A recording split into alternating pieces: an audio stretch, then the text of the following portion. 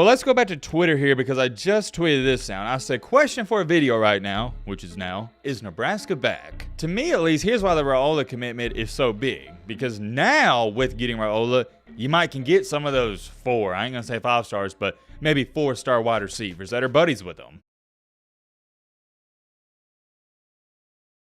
I can't miss, man. I can't miss. I feel like Jordan in 96. Everything I'm throwing up is going in. But on a serious note, let me lock in here. Major shout out to all my sources that have continued to feed me information over not even just like the past couple of weeks, but past entire year or so. When it comes to recruiting, transfer portal stuff, anything and everything in college football, you name it, etc., we have nailed it on the head. And I know there's probably a bunch of you lost sitting here saying, Matt, what in the crap are you talking about? And to make an extremely long story short, 6 days ago, we pretty much predicted, or not even pretty much, we did predict this on this channel. And today, as when I'm speaking, this news literally just came out. It's been made official. Dylan Raiola, one of the most prestigious quarterbacks, and not just quarterbacks, but recruits in the nation, he has officially flipped from Georgia to Nebraska. It is safe to say we've got a lot, and I mean a lot to talk about. And here's a little fun fact for you. This is the highest rated recruit Nebraska has got since 2006. And more importantly, if you want to go even farther than this is the first 5-star recruit Nebraska has ever landed in modern history. That's low-key crazy to even think about. Nebraska has never got a 5-star recruit. Wow, what about that? It's safe to say, we got a lot to talk about. I shouldn't have to sit up here and hype up this video. You should already be hype heading into this video because, you know, it's a big time deal. We do got a couple other major topics to speak on in the transfer portal world, and that is no other than Georgia's former 5-star recruit, Marvin Jones Jr., who we've been keeping up with very closely. He's going to a new school, and he's already made it official. It's safe to say it's going to be a jam-packed video, but real quick, major shout-out. Hold on, I got to clap it up. Clap it up to all the new subscribers. We're officially at 308K, and you know what that means. We are less than 2,000 subscribers away from hitting our goal of 310K before New Year. Look, man, you know what I'm about to say next. If you like college football content, consider subscribing. We'd love to have you here and it also get us a little bit closer to our goal. Maybe I'm a little biased, but I think we got one of the most special and unique communities, not just in the college football niche, but in YouTube in general. So if you want to be a part of it, we love to have you here. If you don't want to be a part of it, that's cool too. But all right, man, blah, blah, blah. Shut the crap out. Without further ado, let's get it. All right, first things first, I got to throw this in there. I know y'all want to get to the main topic, but let's just breeze through this. I'm only going to talk about it for 15, 30 seconds. I do think this is definitely worth talking about and throwing in there because it's getting hit under the radar just because of the news with Dylan Raiola and everything else going on. And that is no other than Texas A&M's tight end Jay Johnson, who a lot of schools are going after. He's going to North Carolina. Huge pickup for them. Hope it works out for him. And like I said, we're breezing through this. Moving along here to our second topic before the main topic, take a look at this. Marvin Jones Jr., former 5-star recruit. He goes to Georgia. It didn't work out, and he entered the portal, but we already talked about that. And I remember talking about this only, what was it, about 2 days ago? I thought he was going to go to Florida State. I thought that was his top school. And well, here we are. You see it on your screen. He's going to the Cinnamon Rolls. I think this is a perfect fit, and there was never a doubt in my mind that he wasn't going to end up there. And I know what everybody's going to say, and I've seen it in the comment section. Well, Matt, he didn't play at Georgia. He didn't produce anything. And okay, yeah, you're right, but he also wasn't given too much of an opportunity. You got to throw in there, man, to play on the defensive side of the ball at Georgia, you got to be the elite of the elite. Remember 2 years ago, they had, what was it, 5 first-round picks just on the defensive side of the ball? I expect him to go to Florida State and make an immediate impact, and I wouldn't be shocked if he eventually turns into a first-rounder. If you're a Florida State fan, don't overlook this. I think this is huge. I could talk about that all day, but we got to get a move on to the main topic, the main encore, the main reason you clicked onto this video. What's going on with Dylan Raiola? I really don't know how to ease into this, so I'm just going to show it to you right here. You see it. Dylan Raiola has flipped from Georgia to Nebraska. There's no need to build this up, anything like that. That is the breaking news. Take a look at this comment, and I'm curious. I don't know too much about Nebraska's NIL department, so fill me in the comment section. Wow, this is massive. Nebraska must have crazy money now. I remember stating this, what was it, 5 or 6 days ago when we talked about Dylan Raiola going to Nebraska. I didn't think money was too big of a factor. I thought this was more so about Dylan Raiola wants to play right away and he wants to start right away. And I could be highly misinformed on this, but I only think Nebraska can give him about roughly, potentially, let's say, 300K, 400K at the max. And I don't want y'all to take that the wrong way, like I'm saying, oh, he's only getting 300 and 400K. That's an insane amount of money. But what I'm more so of saying, and even Matt Rule has stated this, a good quarterback in the portal, it goes up to $2 million.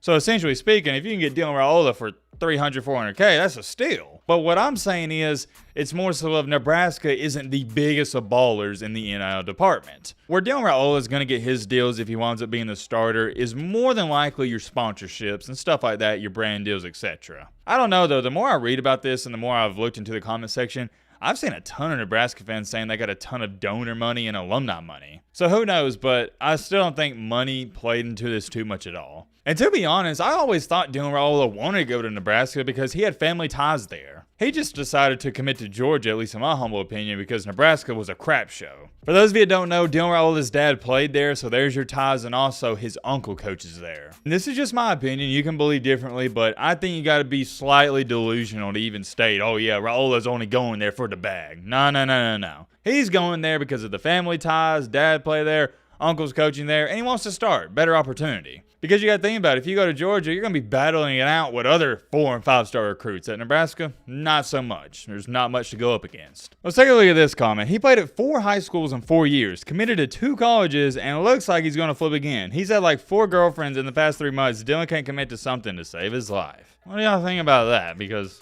that's a good point. And I'll stand 10 toes down on this. I stated in that same video, even if he does commit to Nebraska, and which he just did, I wouldn't be too excited about it because his commitment means nothing to me. I wouldn't even get excited until I see this guy in Nebraska pads, Nebraska practice uniforms, throwing the football on campus. And it's not even having a bad outlook on the situation. Trust me, I myself am a guy where my glass is always half full. This is nothing more and nothing less than pattern recognition. Let me give you a better perspective so people like me and you can relate. Why as humans, when we see a bear, or let's just say a lion, we get scared of them and we try to stay away? Because the first couple of humans on this earth, when they saw a bear, when they saw a lion, they was like, hey, that thing looks fluffy, I'm gonna go try to pet it, and it attacked them. Then the third guy went up to another bear, it attacked him. Then the fourth guy, same thing. Then the fifth guy, same thing, and it goes on and on and on. And eventually, as humans, we came to the executive decision, hey, those things aren't friendly, and if we go up to one, it's gonna attack us, so we need to stay away from them. Is that me having a bad outlook on a lion or bear? No, it's just pattern recognition. You can apply the same analogy here. If Dylan Raiola has switched high school 3 to 4 different times, I've done lost count,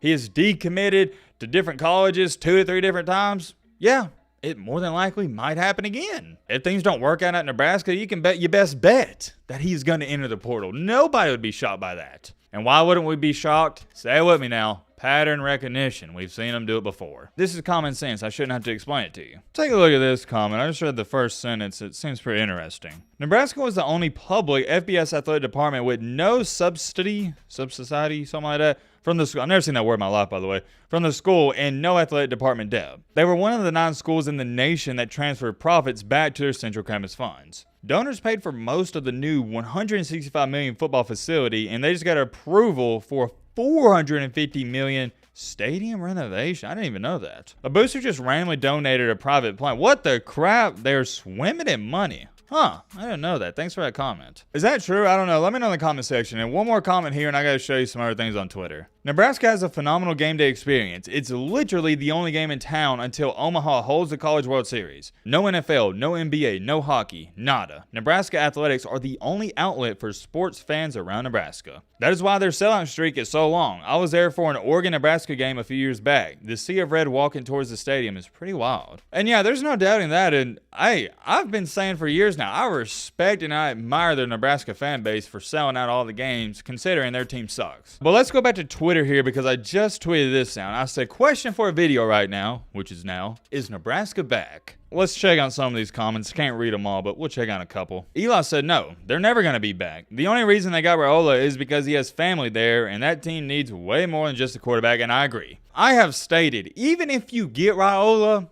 you still need a lot of other missing pieces. For example, what's a good team off the top of my head here? Let's just say Ohio State. What's the one missing piece for them right now and next year? A quarterback. They get a quarterback, they're going to be A-okay. And somehow, some way, I've seen Nebraska fans try to convince themselves the same exact thing. The past 10 years, they've brought it up. Oh, the only thing holding us back is quarterback play. And you're right to a certain degree, because quarterback play is holding you back, but you're still terrible at many other positions. They need wide receivers, running backs, safeties. You need everything almost. Don't get me wrong, I think having Dylan Raiola, a 5-star recruit, if he lives up to the hype and potential, is going to help out drastically. But if you think you're a quarterback away from getting to the playoffs, you're in for a rude awakening, and I'll leave it at that. To me, at least, here's why the Raiola commitment is so big. Because now, with getting Raiola, you can get some of those 4, I ain't going to say 5 stars, but maybe 4-star wide receivers that are buddies with them. Maybe, and just a maybe, this is a start to a domino effect. I guess we'll have to wait and see. Keep your eyes on that, though. Drew said, don't give them the same treatment everyone gives Colorado. They won't win 10 games.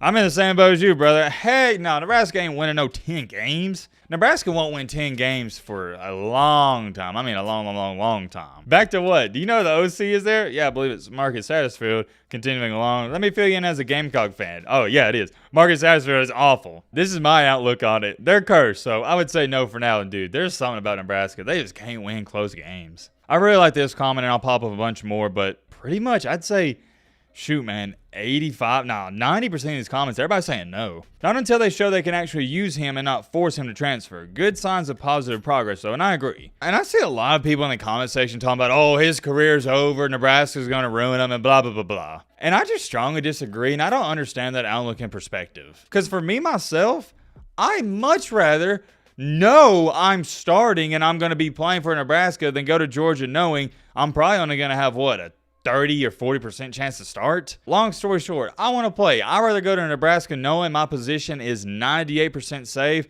than going to Georgia knowing I'm going to have to compete with 4 to 5 other guys. And no, it's not that I'm scared of competition and Raiola's scared of competition. It's just common sense. I want to go to where I know I can play. And it's the same thing with Kyle McCord. You don't think Kyle McCord could have found a better school than Syracuse? I'm sure he could have, but he knew at Syracuse he was going to be the guy. Same thing here. There's many more things I could say, but we'll end it off here. Let me know your thoughts down below. But